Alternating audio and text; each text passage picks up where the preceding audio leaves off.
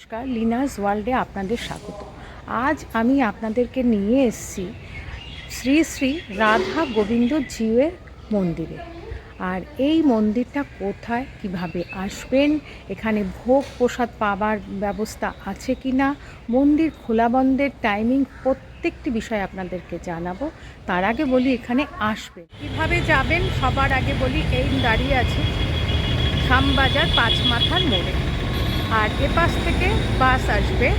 আর আমি যাব হচ্ছে প্রথমে তেঁতুলতলা, আর ওখান থেকে টোটো নিয়ে যাব সাহেবকুটি। তা চলুন আপনাদের সঙ্গে পরে আবার কথা।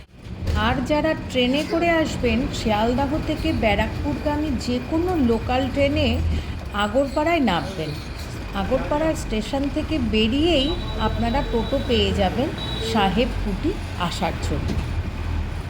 আচ্ছা, বাস আমাকে এই জায়গাটায় নামিয়ে দিল, তেঁতুলতলা, বা বলছে হচ্ছে ওরা আগরপাড়া। তো দেখুন এই এখানটা দেখতে পাচ্ছেন। এখন আমি এখান থেকে টোটো বা অটো ধরবো সাহেবকুটি যাওয়ার জন্য। দেখি এখানে টোটো রয়েছে। সাহেবকুটি যাবে তো? কত নেবে এখান থেকে? হ্যাঁ, একা 20 টাকা। তো চলুন সাহেবকুটি যেয়ে আপনাদের। সাহেবকুটি এখান থেকে 20 টাকা যদি একা যায়। আর যদি 4 জন যায় তাহলে 10 টাকা হবে। হ্যাঁ, আচ্ছা, যদি 4 জন যায় তাহলে 10 টাকা। 4 জন 2 জন গেলেও 10 টাকা, বুঝলেন? আচ্ছা, তো আপনি একাই যাচ্ছেন বলে তাই। আচ্ছা, আরেকজন যদি হয়ে যায় তখন আপনার 10 টাকা হয়ে যাবে, বুঝলেন? হ্যাঁ হ্যাঁ, একা গেলে 20 টাকা, আর যদি দুজনও হয় তাহলে 10 টাকা হবে। তা চলুন সাহেবকুটি থেকে আপনাদের সঙ্গে আবার।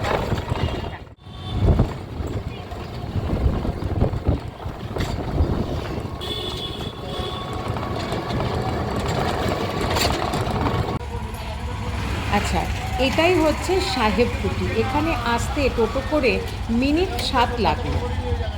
ও আমাকে একদম গিরিবালা মন্দিরের সামনে নিয়ে যাচ্ছে। চলুন আপনাদের দেখিয়ে দিচ্ছি। সাহেবকুটি থেকে মন্দির আপনাদের পায়ে হেঁটে 2 থেকে 3 মিনিট লাগবে। আচ্ছা, এই দেখুন, ওইটা হচ্ছে গেট, দেখতে পাচ্ছেন। আর টোটো আমাকে একদম মন্দিরের সামনে নামিয়ে দিয়েছে। তো ধরুন আপনাদের আগে গেটটা ভালোভাবে দেখ। আচ্ছা, দাঁড়িয়ে আছি একদম গিরিবালা মন্দিরের একদম তোরণের সামনে। দেখুন, দেখতে পাচ্ছেন। আচ্ছা, এই ঠাকুরবাড়িতে রাধা গোবিন্দ জিউয়ের মূর্তি প্রতিষ্ঠিত এবং নিত্য পূজিত হয় এখানে। তা চলুন এবার প্রবেশ করি মন্দিরে। প্রবেশ করেই একদম সামনেই দেখতে পারবেন মন্দির। আর এই যে ডান দিকে দেখুন, ভগ্নপ্রায় এক ইমারতের ধ্বংসাবশেষ, যা অতীতের সাবেকিয়ানার নিদর্শন হয়ে রয়েছে। আর বাঁ দিকে বয়ে চলেছে মা গঙ্গা, আর চারিদিকে সবুজ গাছপালা ভর্তি, অপূর্ব একটা পরিবেশ এখানে। মন্দিরটি পঞ্চরত্ন বিশিষ্ট। দেখুন, মাঝখানে একটা বড় চূড়া এবং চারদিকে 4টে ছোট ছোট চূড়া রয়েছে। বাঁ দিকে সাইনবোর্ডে দেখুন লেখা রয়েছে গিরিবালা দাসী শ্রী শ্রী রাধা গোবিন্দ কুঞ্জ 1318।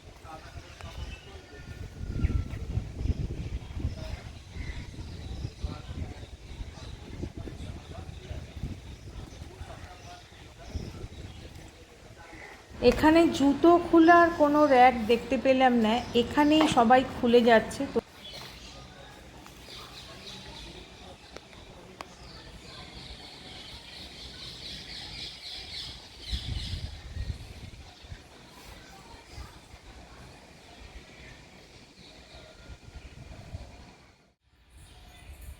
আচ্ছা, প্রবেশ করেই ডান দিকে হচ্ছে অফিস ঘর। আপনারা কেউ যদি এখানে এসে ভোগ প্রসাদ পেতে চান তাহলে এই অফিস ঘরেই এখানে এসেই নাম বা লেখাতে হবে, আর কুপন সংগ্রহ করতে হবে। আর এখানে দেখুন ইতিহাসটা, মন্দিরের ইতিহাসটা লেখা রয়েছে। আপনারা পজ করে করে নিতে পারেন।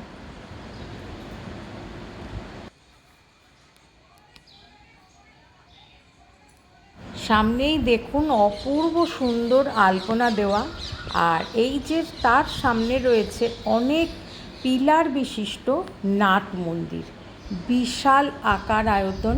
দেখুন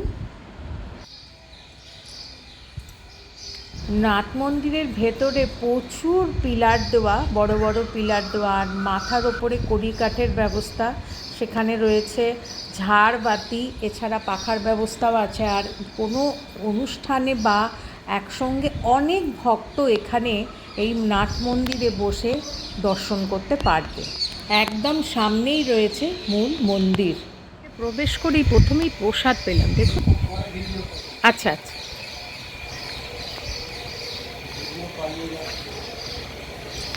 মন্দিরে প্রবেশ করেই প্রথমেই আমি প্রসাদ পেয়েছি। চলুন একবার শ্রী শ্রী রাধা গোবিন্দ জিউয়ের দর্শন করিয়ে হাত পা ধুয়ে আপনাদের মন্দিরটা ভালোভাবে দর্শন করাচ্ছি। আচ্ছা, মন্দিরে প্রবেশ করেই একদম সামনেই নাট মন্দির আপনাদের দেখালাম, আর বাঁ দিকে ঘুরে এই যে সামনে দেখতে পাচ্ছেন ওয়াশরুম, আপনাদের প্রয়োজন পড়লে আপনারা ব্যবহার করতে পারেন। আর ডান দিকে ঘুরে হচ্ছে আটচালা বিশিষ্ট, এদিকে 3টে শিবের মন্দির, মাঝখানে গঙ্গায় যাওয়ার রাস্তা, আর ওপাশে আটচালা বিশিষ্ট আরও 3টে শিবের মন্দির। চলুন দেখাচ্ছি। প্রবেশ করেছি, আর এই হচ্ছে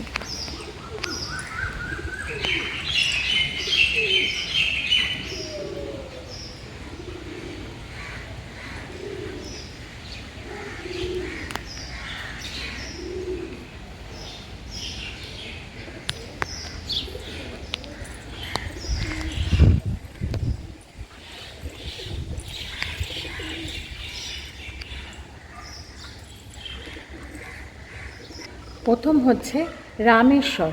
এই দেখুন রামেশ্বর শিবলিঙ্গ, অপূর্ব সুন্দর কালো কষ্টি পাথরে, আর সামনে রয়েছে সাদা নন্দী মহারাজ। এই হচ্ছে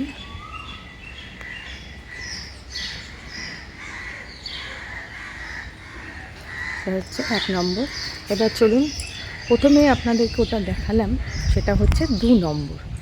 চলুন, এই হয়েছে 2 নম্বর শিবলিঙ্গ রাজেশ্বর। এই এখানেও দেখতে পাচ্ছেন সামনেই রয়েছে নন্দী মহারাজ, কালো কষ্টি পাথরের অপূর্ব সুন্দর শিবলিঙ্গ।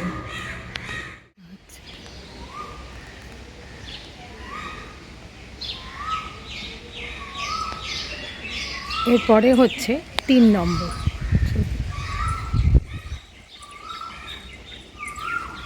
গোপেশ্বর শিবলিঙ্গ।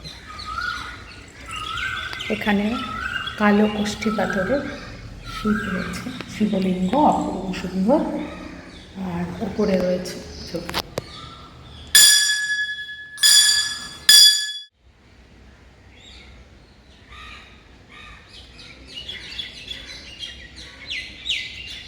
যারা ভোলেনাথকে মোমবাতি ধূপকাঠি দেখাবেন, দেখানো হয়ে গেলে এখানে এসে রাখবেন। 3টে দর্শন করার পরে আপনারা যদি প্রদক্ষিণ করতে চান তাহলে কিন্তু এর খুব সুন্দর ব্যবস্থা আছে। দেখুন, দেখতে পাচ্ছেন দিয়ে, এই যে দেখুন এপাশে 3টে আটচালা বিশিষ্ট শিবের মন্দির আপনাদের দেখালাম, আর এই দেখুন মাঝখানে এখান থেকে গঙ্গায় যাওয়া যায়। গঙ্গায় যাওয়ার রাস্তা হচ্ছে, এখন এই দরজাটা বন্ধ আছে, আপনাদের পরে দেখিয়ে দিচ্ছি। আরও ওপাশে রয়েছে আরও 3টে, চলুন দেখিয়ে দিচ্ছি। দেখুন কি সুন্দর ফল ঝুলে রয়েছে, দেখতে পাচ্ছেন। দেখুন সামনেই বাতাবি লেবুর গাছ, কত বাতাবি লেবু হয়ে রয়েছে, আর ওপাশেও অনেক গাছ, যেখানে আম, তারপরে বেদানা আপনাদের দেখাবো। চলুন।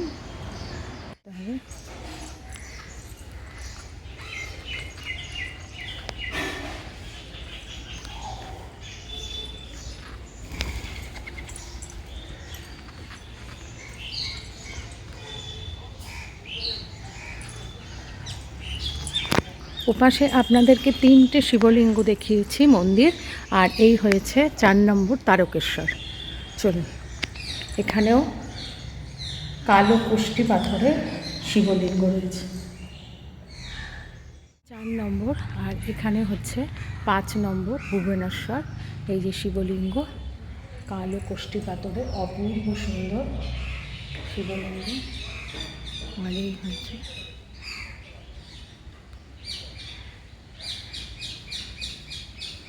চলুন এবার 6 নম্বর, পাশেই রয়েছে, এই দেখুন।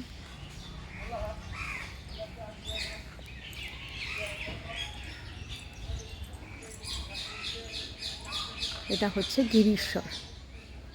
চলুন, এখানেও কালো কোষ্ঠী পাথরের শিবলিঙ্গ।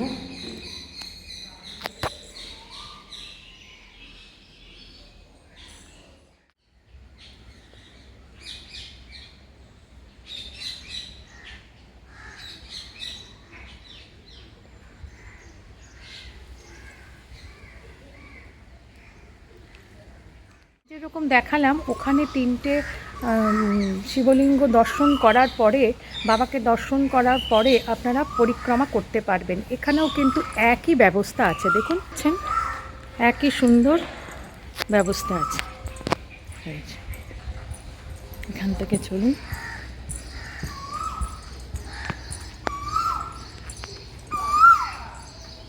কি সুন্দর কোকিল ডাকছে না, কি ভাল লাগছে, কিন্তু প্রচণ্ড গরম, প্রচণ্ড। দেখুন কি সুন্দর, একদম ফুলে অপূর্ব লাগছে এই রাস্তাটা, দেখুন কি সুন্দর লাগছে না।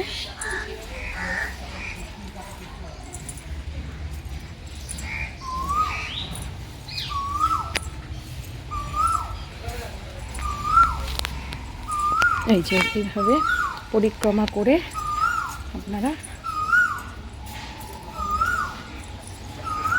এখানে আসতে পারবেন। 2 জায়গাতেই পরিক্রমা করার খুব সুন্দর ব্যবস্থা আছে। এবার চলুন বাদ বাকি আপনার। বাতাবি লেবু পড়ে আছে, কি সুন্দর লাগছে না, আর কি সুন্দর পরিবেশটা, দেখুন দেখুন। আচ্ছা, ওই যে সামনে দেখছেন, ওটা হচ্ছে ভোগের ঘর। চলুন আপনাদের আমি দেখিয়ে দিচ্ছি। এইটা হচ্ছে ভোগের ঘর, আর ওর পাশেই রয়েছে চেয়ার টেবিলের ব্যবস্থা, যেখানে ভক্তরা বসে ভোগ গ্রহণ করতে পারবে। পেটে হয়ে রয়েছে, আর এখানে দেখুন সামনেই হচ্ছে বেদানা গাছ, দেখুন কি সুন্দর হয়ে রয়েছে, দেখতে পাচ্ছেন।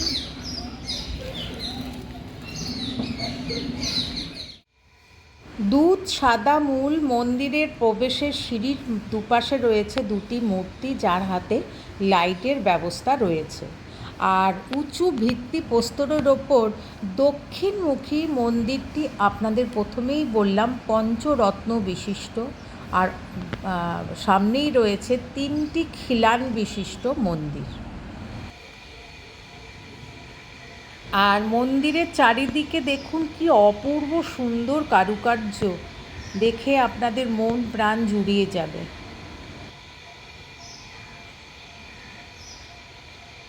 আচ্ছা, মন্দিরে প্রবেশ করেও এরকম একটা ছোট্ট বারান্দা বা নাট মন্দির, যাই বলতে পারেন, ছোট্ট নাট মন্দির, যেখানে পুরোহিত মশাইকে যখন আপনি আপনার পুজো দেবেন, তখন এখানেই নাম গোত্র বলে ওনার হাতে দিতে হবে। আর এই হয়েছে শ্রী শ্রী রাধা গোবিন্দ জিউর গর্ভগৃহে সিংহাসনে বিরাজ করছেন অষ্টধাতুর রাধা আর কোষ্ঠী পাথরের গোবিন্দ। আরও রয়েছে এখানে গণেশের মূর্তি আর নারায়ণ শিলা, এছাড়া রয়েছে আরও অনেক দেবদেবীর মূর্তি। আর পেতলের যে মূর্তিটা আপনারা দেখছেন, ওটা কিন্তু গিরিবালা দাসের বিগ্রহ। মন্দিরটি প্রতিষ্ঠার সময় যে বিগ্রহ রাধা গোবিন্দ ছিল, তা চুরি হয়ে যাওয়ার পরে পাথরের একটা রাধা গোবিন্দর মূর্তি পুজো করা হতো। কিন্তু পুরোহিত মশাইয়ের অসাবধানতায় স্নান করার সময় পাথরের মূর্তিটা ভেঙে যায়। এরপর দীর্ঘদিন সেই পাথরের ভাঙা মূর্তিটাই জোড়া দিয়ে পুজো করা হতো। এরপরে 1985 সালের 20 জানুয়ারিতে গিরিবালা দাসীর বংশধরেরা মন্দিরের রক্ষণাবেক্ষণের দায়িত্ব ভোলাগিরি আশ্রম কর্তৃপক্ষের হাতে অর্পণ করেন। তারপর স্বামী শিবানন্দ গিরি মহারাজ এই মন্দিরের ভারপ্রাপ্ত হয়ে আসেন ও বৃন্দাবনে যে তিনি একটি রাধা গোবিন্দের বিগ্রহ আনেন ও প্রাণ প্রতিষ্ঠা করান। আর আজও সেই মূর্তি নিত্য পূজিত হচ্ছে।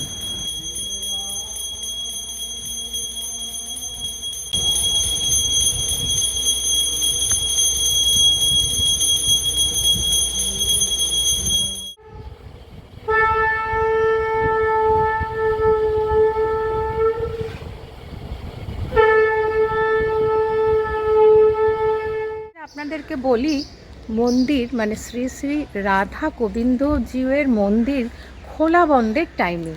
মন্দিরটা সকাল 6:30টায় খোলে আর 12:30টায় বন্ধ হয়ে যায়। আবার বিকেল 4টে থেকে রাত্রির 8টা পর্যন্ত এখানে আপনারা দর্শন করতে আসতে পারেন। এবার বলি, রাধা গোবিন্দজিউকে দর্শন করার পরে আপনারা কিন্তু পরিক্রমাও করতে পারবেন। এই দেখতে পাচ্ছেন কি সুন্দর ব্যবস্থা আছে। এই যে পুরো ওনাকে দর্শন করার পরে এই যে, আর এই দেখুন এখানেও একটা দরজা আছে। এই যে এই যে শিবের মন্দির, আর এই যে এখান থেকে খুব সুন্দর ব্যবস্থা করা আছে।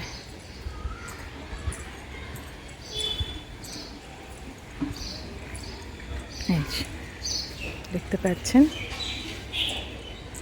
এখান থেকে ওঠার ব্যবস্থা আছে, সেটা মন্দিরের পুরোহিতরা। এই যে চলুন।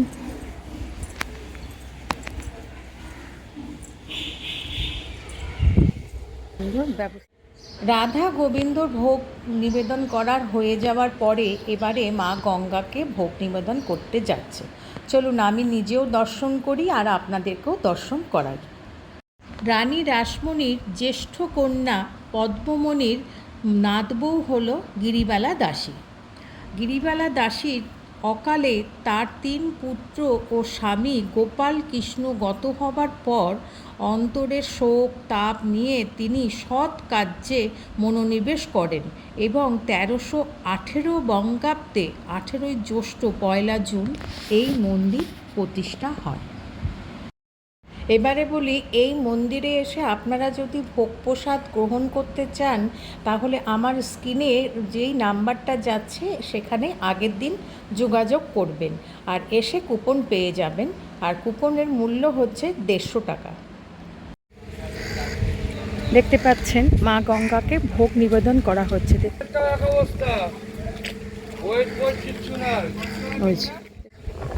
সব মেখে দেওয়া হচ্ছে।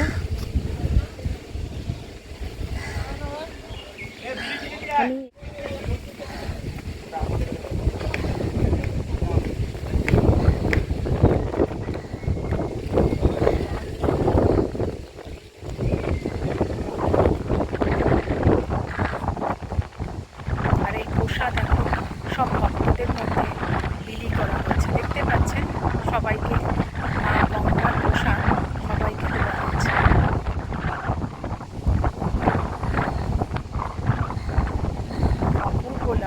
অপূর্ব লাগলো এই ব্যাপারটা দেখি। দেখালাম ভোগ আরতি দর্শনও দেখালাম, আর মা গঙ্গাকে কিভাবে ভোগ নিবেদন করা হয় এবং সেগুলো কিভাবে ডিস্ট্রিবিউট করলো সেগুলো আপনাদেরকে দেখালাম। আর আজ এইখানেই আমি শেষ করছি, কারণ এবারে মন্দির বন্ধ হয়ে যাবে, আবার বিকেল 4টে খোলা হবে।